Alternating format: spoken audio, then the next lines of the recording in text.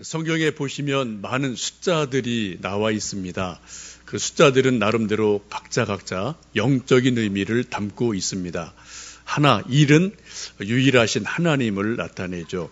셋은 삼위일체 하나님을 나타냅니다.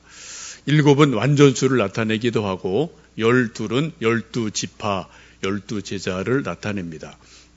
가끔 여러분 보도에서 또 신문에서 보시는 666 하면 이거는 이제 마귀의 수로 우리가 일반적으로 알려 있습니다.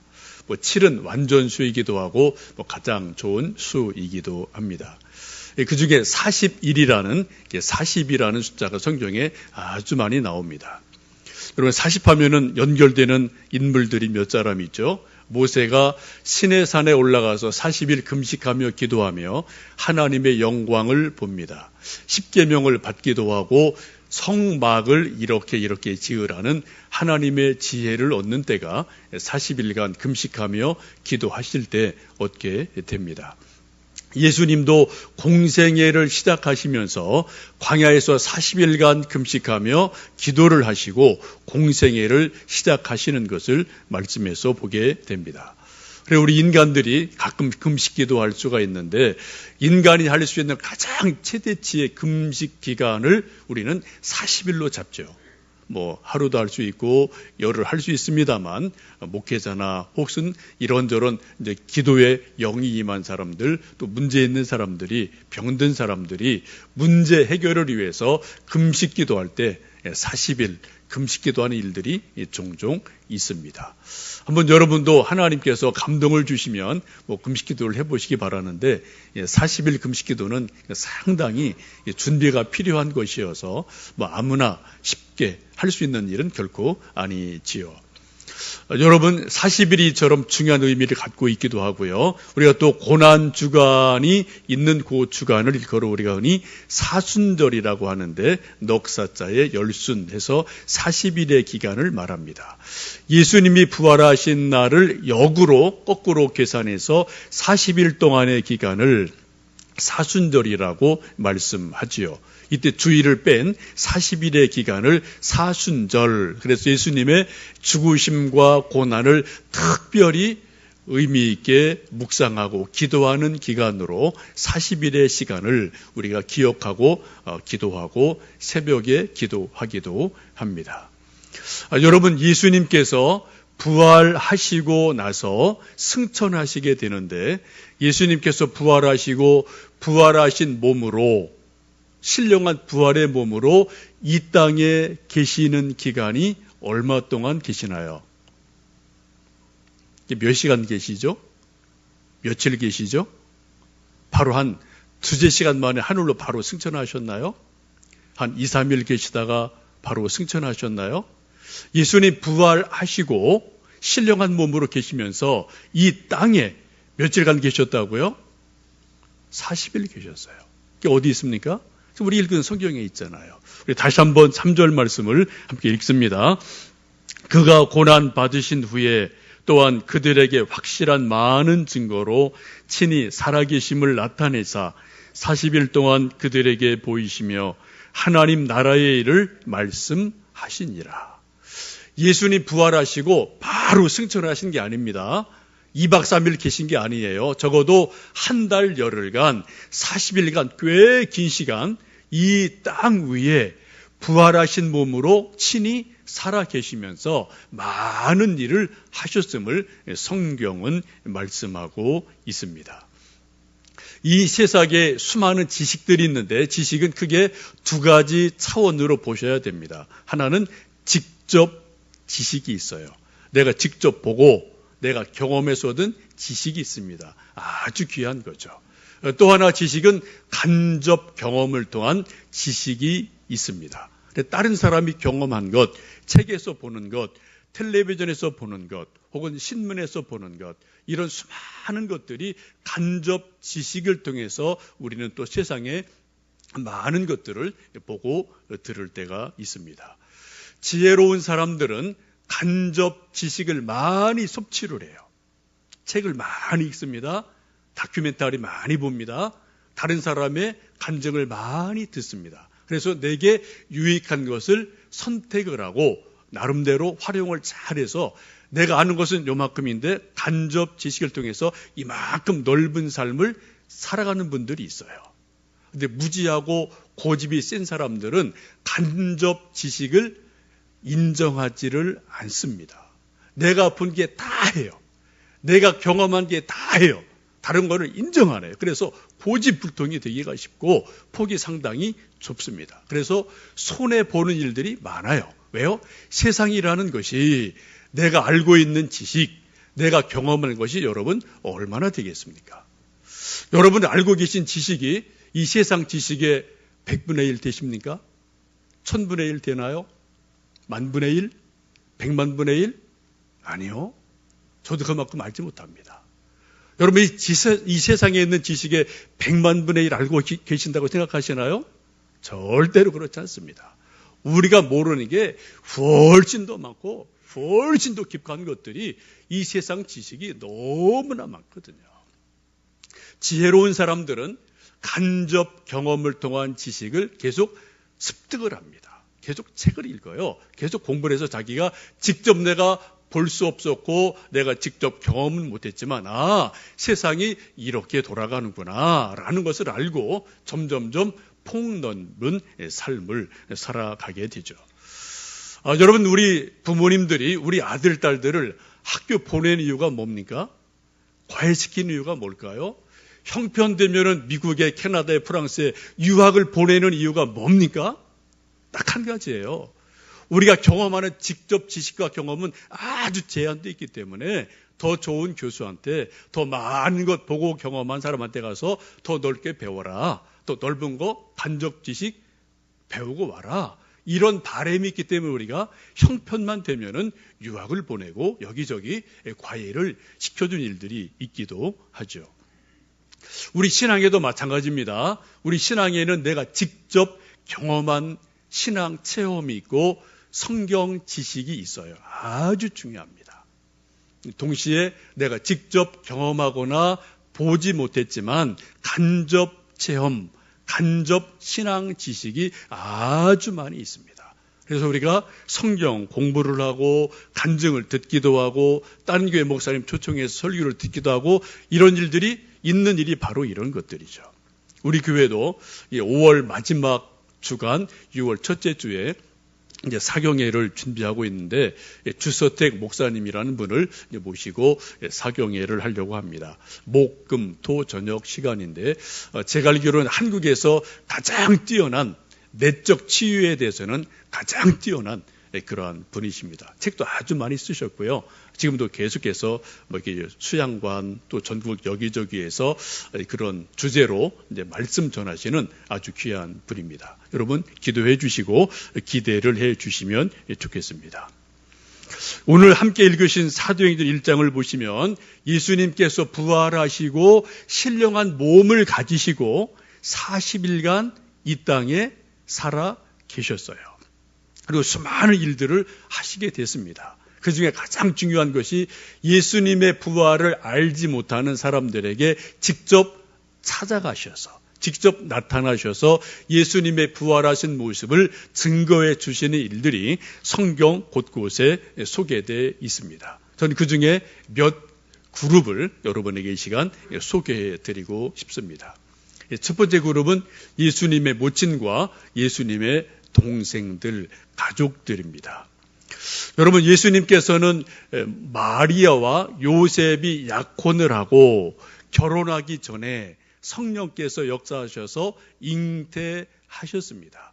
동정녀 마리아로부터 예수님이 탄생을 하셨어요. 그 후에 예수님의 아우들이 여럿 있게 됩니다. 여러분 예수님의 동생들 이름을 알고 계시나요? 성경 보시면은 예수님의 남동생 이름이 적어도 4명이 기록이 되어 있습니다. 마태복음 13장에 보시면 이런 말씀이 있습니다. 이는 그 목수의 아들이 아니냐? 그 어머니는 마리아, 그 형제들은 야고보, 요셉, 시몬, 유다라 하지 않느냐? 그 여동생들이 우리와 함께 있지 아니하느냐라고 마태복음 13장 보시면은 분명히 말씀하고 있어요. 예수님 하시던 일이 뭐라고요? 아버지 요셉이 목수였어요. 그래서 예수님도 아버지 돌아가시고 목수 일을 해서 가정을 부양을 했습니다. 그 동생들이 남동생이 쭉 있는데 그 마지막 바로 밑에 동생이 야고보다, 또 요셉이다, 시몬이다, 유다라라고 분명히 말씀합니다. 그 여동생들이 이웃집에 시집가서 우리랑 같이 살고 있지 않느냐라고 동네 사람들이 예수님에 대해서, 예수님의 형제들에 대해서 분명하게 알고 있어요. 뭐 옛날 우리도 그러지 않았습니까? 한 30년, 40년 전만 해도 시골 살면은 뭐 누구네 집에 누가 어떻고 저떻고 뭐 숟가락이 몇 개, 젓가락 몇 개 다 알 정도로 소상하게 이웃들이 서로 알고 지내던 시절이 우리에게도 있지 않았습니까? 예수님 때는 뭐 그런 일들이 더 서로 그런 것들이 있었겠지요. 이처럼 예수님께서는 여러 동생들과 더불어서 홀로 대신 모친 마리아와 함께 생활을 하게 됩니다. 그런데 30세가 되었을 때 어느 날 갑자기 모친 마리아에게 동생들에게 저 집 떠납니다. 오늘 떠나면은 다시는 제가 집에 돌아오지 않습니다. 라고 갑작스러운 그러한 말씀을 하게 되죠. 공생애를 시작하죠. 통보를 하게 됩니다. 이 소식을 듣고 가장 놀라고 좀 속으로 두려웠던 사람이 아마 모친 마리아였을 거예요. 이미 알고는 있었지만 그날이 온 것을 쭉 기억을 하게 되죠. 무엇보다 속상한 사람들은, 화가 난 사람들 아마도 이 남성 동생들이지 않았나 생각됩니다. 왜요?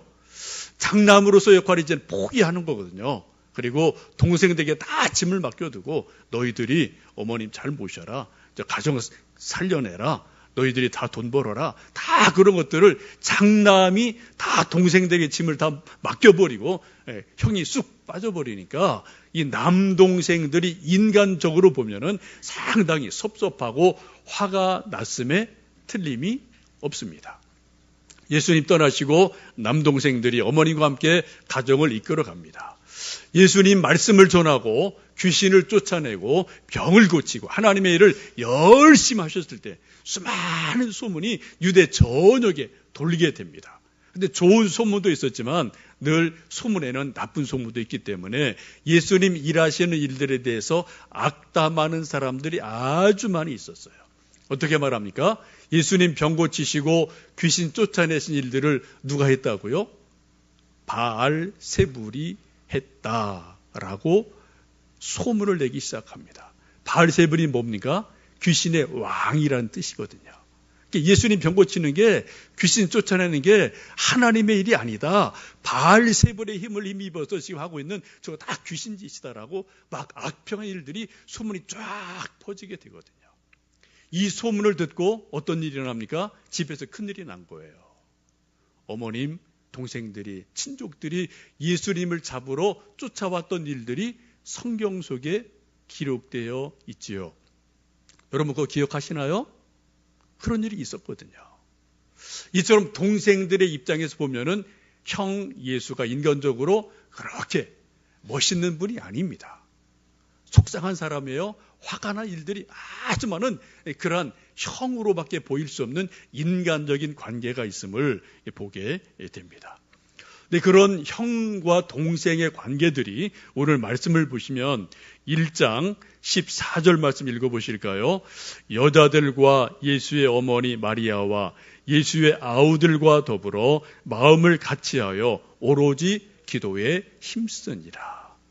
예수님 부활하시고 얼마 시간이 지나고 난 다음에 그렇게 형에 대해서 나쁜 감정이 있던 동생들이 어떻게 됐다고요? 120명의 무리와 더불어서 오로지 기도하는 그 자리에 모친 마리아와 그 동생들이 쭉 같이 있는 것을 오늘 성경은 분명하게 말씀을 합니다. 우리가 신약 성경 읽어보시면 끝부분에 야고보서라는 말을 잘해라, 행동으로 믿음을 보여라 라는 그런 것을 강조하는 야고보서라는 성경이 있죠. 이 야고보서를 쓴 사람이 누구일까요? 예수님의 12제자 야고보입니까? 아니에요. 이 야고보서를 쓴 분이 바로 예수님의 바로 밑에 동생 야고보입니다. 예수님의 동생이에요. 성경은 이 야고보 동생을 사도라고 나중에 인정을 합니다.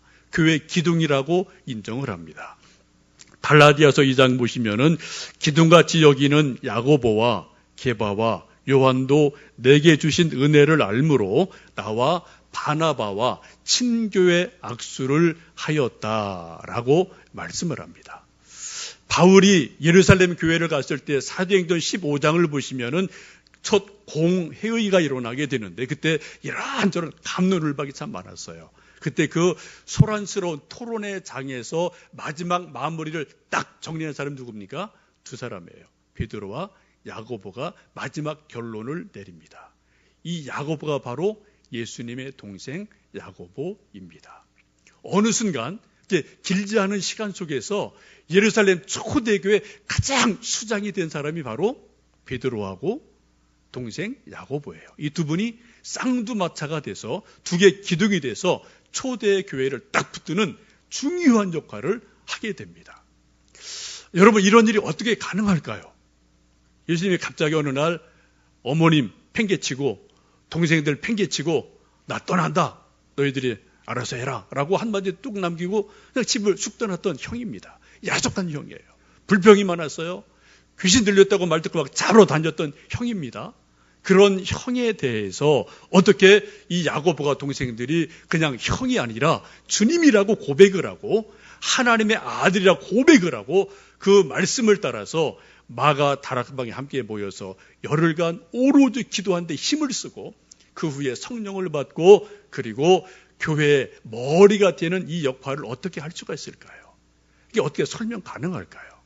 이것은 예수님의 부활 이외에는 설명이 불가능한 일인 줄로 압니다. 여러분, 이 세상에서 전도하기 가장 쉽고도 가장 어려운 사람이 가족입니다. 정말 가족은 전도하기 가장 좋아요. 왜요? 매일 보니까. 우리가 전도를 하려도 뭐 사람 얼굴을 보여야지 말을 하고 뭐 이런저런 권면하죠. 우리가 매일 보니까 전도하기 가장 좋아요. 반대로 전도하기 가장 까다롭고 힘든 대상이 가족입니다. 왜요? 나에 대해서, 여러분에 대해서 누구보다도 가장 잘하는 사람이 가족이거든요. 뭐 형제고 부부고 또 자녀들이지 않습니까? 우리가 회사 가면은, 교회 오면은 그래도 소위 소셜 포지션이 있어서 적당하게 말합니다. 매너가 있습니다. 감추는 게 있어요. 포장을 조금씩 다 하죠. 그건 뭐 좋은 것입니다. 근데 집에 가면은 포장이 다 벗겨져요. 뭐 있는 그대로 말하고 있는 그대로 소리치고 있는 그대로 짜증내고 이런 일들이 저도 있고 여러분도 있고 다 있지 않겠습니까? 이런 모습을 보면서 믿지 않는 가족과 자녀들이 우리 엄마 아빠 보니까 정말 예수님 믿는 사람이구나. 정말 다른 데가 있구나라고 인정이 되면은 자녀들에게 감동이 돼서 전도가 돼요. 예수님 믿게 돼요. 그런데 우리 믿는 사람들의 모습이 저나 여러분이나 집에서 짜증이 많고요. 불평이 많고요. 원망이 많고요. 이런 일이 계속되면은 우리 자녀들이, 가족들이 예수님 믿으면은 말이 많구나. 불평이 많구나. 믿음에 대해서 우리가 신뢰를 가질 수가 없게 되는 일들이 일어납니다. 이게 가족이라는 이런 독특성이죠.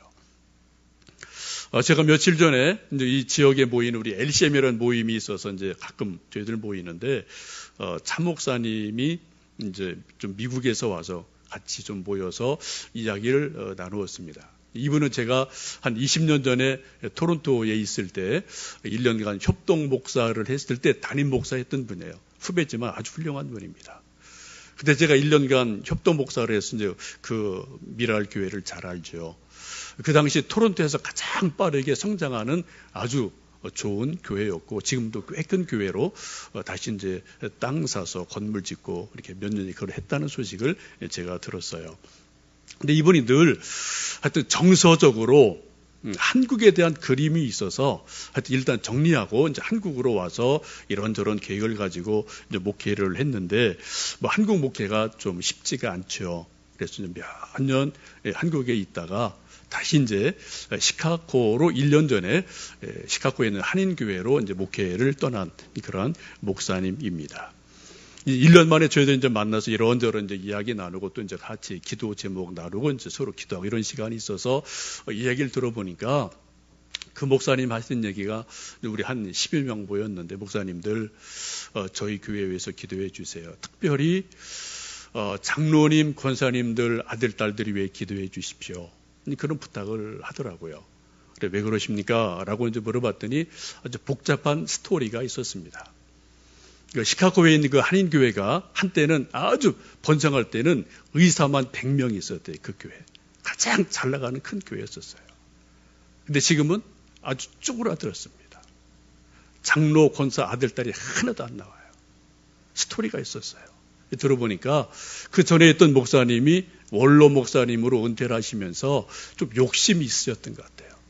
한국에 있는 자기 아들이 싫다고 하는데 굳이 또 교인들도 별로 찬성 안 하는데 굳이 그 아들을 데리고 와서 이제 자기 다음 목사로 세우려고 애를 써서 세워놨습니다.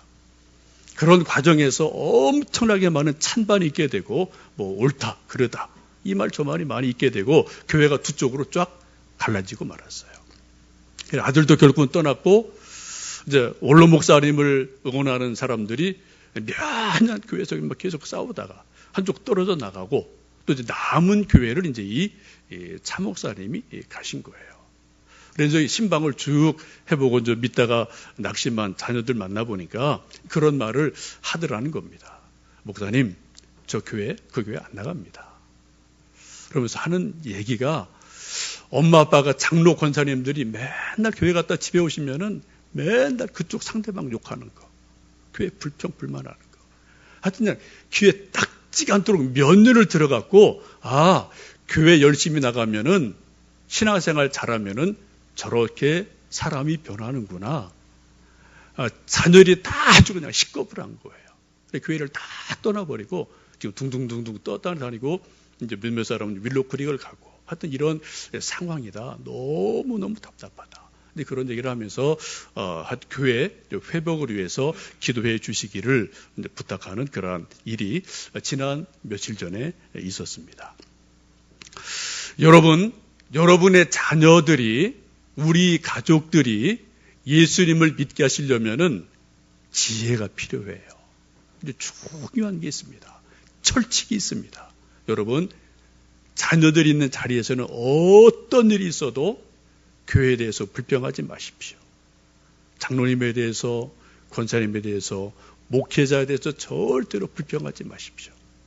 물론 목사도 인간이고 장로도 인간이기 때문에 다 연약함이 다 있어요. 이 지구상에 있는 어느 교회치고 완벽한 교회는 하나도 없습니다. 우리 자신이 완벽한 인간이 절대 아니거든요. 다 문제가 있고 부족함이 있죠. 그런 일이 있을 때는 여러분 기도하셔야 되고요. 둘이만 조용히 얘기하세요. 근데 우리가 그런 생각 없이 그냥 막 이렇게 저렇게 이야기하다 보면은 우리 가족들이 믿지 않는 가족들이 자녀들이 교회 가면은 안 되는 데구나 라는 인식을 그들이 갖게 될 수가 있습니다. 여러분 말을 하더라도 대화를 하더라도 지혜롭게 하셔야 돼요. 전략적으로 하셔야 돼요. 정말 우리 가장 가까운 구원 받아야 될 가족들이 우리 친구들이 우리 또 친척들이 자녀들이 믿기를 원하신다면 여러분 정말 말을 지혜롭게 잘 하시는 그러한 일이 필요한 줄을 압니다. 특별히 주일날은 여러분 잔소리 하시면 안 돼요. 그냥 내버려 두세요. 그냥 다 용인해 주십시오. 그리고 가장 맛있는 음식을 드셔야 되고요. 그리고 주일날은 정말 편한 날이구나, 좋은 날이구나, 잔소리 안 하는 날이구나, 맛있는 음식 먹는 날이구나, 이런 것들이 아이들에게 계속 전달이 되고 느껴진다면 주일은 좋은 날이다. 이런 것들을 아이들이 어느 순간 깨닫게 될 것이고 그들이 언젠가는 낙심하고 실망했을지라도 다시 교회로 돌아오게 될 줄로 믿습니다. 이게 안식이거든요. 여러분, 우리 세상에서 전도하기에 가장 쉽고도 가장 어려운 사람이 가족이에요. 왜요? 누구 때문에요? 나 때문에, 여러분 때문에. 이게 우리의 현실이고 예수님도 그런 일을 당하신 거예요. 그렇게 예수님에 대해서 아주 부정적이던 동생들이 지금 오늘 말씀 보시면 어떻게 해요? 많은 사람들과 더불어서 기도하는 자리에 지금 함께 있거든요. 이런 일이 어떻게 가능할까요? 어떻게 설명할 수 있을까요? 그 일은 예수님이 부활하셔서 그 동생들에게 친히 증거해 주심으로 그들이 기도하는 자리로 나오게 됨을 성경은 말씀하고 있습니다. 그리고 마침내는 교회 기둥이 되고 야고보서라는 위대한 성경을 쓰는 예수님의 동생이 사도가 된 일들이 일어나게 됩니다. 두 번째는 예수님 부활하시고 40일간 계시면서 도망간 제자들을 찾아가시는 거예요. 의심한 도마에게 예수님 부활한 모습을 보여주십니다. 엠마오로 그냥 도망가는 그런 제자들을 찾아가셔서 위로를 하기도 하십니다. 이게 겁쟁이였던 제자들이 예수님 부활의 증인이 될 수 있었던 것은 예수님의 부활을 직접 목격했기 때문에 나중에 부활의 증인이 되는 것을 우리가 볼 수가 있죠. 세 번째는 예수님을 적극적으로 반대했던 사울이라는 청년을 다메섹 도상에서 예수님 만나 주심으로 마침내 그를 부활의 증인으로 삼으셔서 사도 바울을 만들어 놓으셨고 그리고 수많은 성경을 쓰게 하셨습니다. 여러분, 바울이 그처럼 힘있게 예수님의 복음에 대해서 부활에 대해서 증거하고 전도할 수 있었던 일이 무엇입니까? 이유가 뭡니까? 예수님 직접 만났거든요. 자기 체험이 있거든요. 그러니까 그처럼 목을 내놓고 담대하게 복음을 전하게 됩니다. 여러분, 우리 교회에서 이제 다다음 주일 29일 마지막 주일 오후 예배 시간에 EM 효소 만드는 거를 이제 하려고 합니다. 예, 거기 전문가 목사님을 모시고 잠깐 찬송 부르고 잠깐 말씀 듣고 EM 효소 만드는 것을 실제로 실습하고 하는 시간을 가질 터인데 혹시 여러분 EM이라는 거 좀 들어보셨나요? EM 비누, EM 효소. 좋다는 건 좀 여러분 좀 뭐 대략 이리저리 얘기 들어서 알고 계실 겁니다. 저도 얘기 많이 들었어요. 근데 제가 이것을 준비하면서 제가 직접 경험하지 않고 이거 좋습니다라고 말하기가 제가 조금 속이 좀 그렇더라고요. 그러니까 어떻게 제가 좀 경험할 수 있을까 좀 고민하고 이제 우리가 늘 모여서 기도하는데 마침 우리 한 전도사님께서 슬쩍 이제 자기 이야기를 하시는 거예요. 한 5, 6년 전부터 자기 필요에 의해서 EM 요소를 알고 있었고 지금도 계속해서 몇 년간 쓰고 있다. 근데 참 좋다. 우리 한 전도사님 피부 되게 고우시죠, 그죠? 다 EM 효과입니다. 그래서 제가 좀 궁금해서 그럼 전도사님 저도 조금 좀 그 액 좀 주세요 해서 제가 이만큼 좀 그 EM 효소 액을 얻었어요. 제가 일단 이제 제일 좀 차 탈 때마다 제가 괴로웠던 게 차에서 쾌쾌한 곰팡 냄새, 에어컨 틀 또 막 또 하여튼 필터를 갈아도 며칠 지나면 또 막 냄새가 나갖고 참 괴로웠어요. 그래 며칠 한 지난주는 하도 냄새가 나서 문을 열고 계속 다녔더니 미세먼지 때문에 한 2, 3일 제가 그냥 막 머리가 찌끈찌끈 아픈 게 눈이 아프고 목이 그냥 깔깔하게 정말 힘들더라고요. 근데 차 안 탈 수는 없고 냄새는 막 안에서 나고 이게 뭐 이런 주유소 가서 뭐 공기청정기로 해도 이게 또 며칠 지나면 또 뭐 그러고 저도 고민하다가 하도 EM 좋다고 그래서 제가 한번 시험 삼아서 스프레이를 만들어서 이렇게 좀 저녁에 뿌려놓고 아침에 열어봤어요. 공기가 싹 다르더라고요. 제가 엊그제 1박 2일 세미나 했어서 좀 동해시를 다녀왔습니다. 그것 때문에 이제 고민했어요.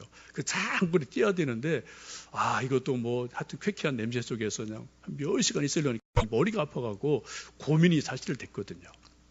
그래서 마침 그때 이제 한 전사님이 EM 얘기를 하셔서 좀 주세요 해서 희석해서 뿌렸더니 진짜 싹 냄새가 가셨어요.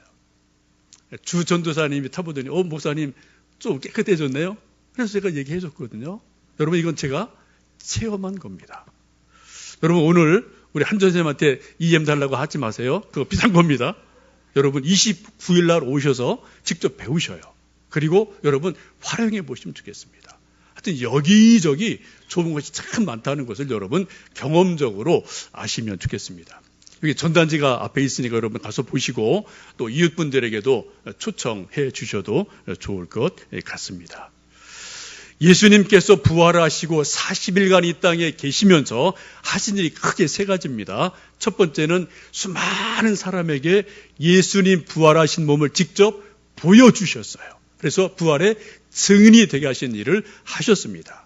두 번째는 뭐라고요? 3절 말씀 보시면은 40일 동안 그들에게 보이시며 하나님 나라의 일을 말씀하시니라. 부활의 몸을 보여주실 뿐 아니라 하나님 나라의 일을 증거하셨어요. 가르쳐 주셨어요. 그래서 분명히 천국이 있다, 헤븐이 있다는 걸 분명히 40일간 예수님께서 가르쳐 주시고 그리고 승천하신 일이 일어나죠. 세 번째 부탁하신 일은 하나님께서 약속하신 것을 기억하고 예루살렘을 떠나지 말고 기도하라 라고 말씀하셔서 성령 받기를 기도하게 하신 일을 일으키게 됩니다. 여러분, 교회력으로 보시면은 5월 22일이 성령 강림 주일입니다. 이제 40일 정도가 남지 않았죠. 여러분, 예수님께서도 제자들에게 많은 120 성도들에게 친히 말씀하기를 예루살렘을 떠나지 말고 하나님 아버지의 약속하신 성령을 기다려라라고 말씀하시면서 기도하는 그들에게 성령의 능력을 부어 주셨습니다. 이 시간 여러분에게 간곡하게 부탁하는 것은 여러분, 나도 한번 40일 정도 작정하고 성령 충만함을 위해서, 성령의 은사를 위해서, 방언받기 위해서, 성령 능력을 받기 위해서 한번 나도 기도해보자. 그런 결심을 하시고 여러분, 새벽이든 저녁이든 여러분 개인 시간을 좀 정해 놓으시고 기도를 하시면 좋겠습니다. 성경은 언약의 말씀입니다. 하나님은 약속하시고 우리가 간절하게 기도하고 애를 쓸 때 하나님의 시간 속의 것을 분명하게 이루어 주시는 언약의 책이에요. 우리 기독교는 체험의 종교입니다. 다른 사람의 간증도 중요하고 다른 사람의 말씀도 중요하지만 가장 중요한 것은 내 자신이 하나님 만난 체험, 성령 받은 체험, 참으로 부활의 예수님 만난 체험, 이것이 분명할 때 그 중심이 있고 알맹이가 있는 거거든요. 자기 체험이 없이 많은 사람 간증만 들으면 오히려 여러분 혼란스러워요. 왜요? 내 거가 없거든요. 내 소리가 없거든요. 먼저 중요한 건 여러분, 내 체험이 있으셔야 돼요. 자기 고백이 있으셔야 돼요. 부활의 예수님 12제자와 아우들에게 500의 형제들에게 부활의 모습을 보여주시고 천국을 분명히 말씀하시고 그리고 하나님 약속하신 성령에 대해서 기도하게 하시고 하나님 일을 만들어 가셨습니다.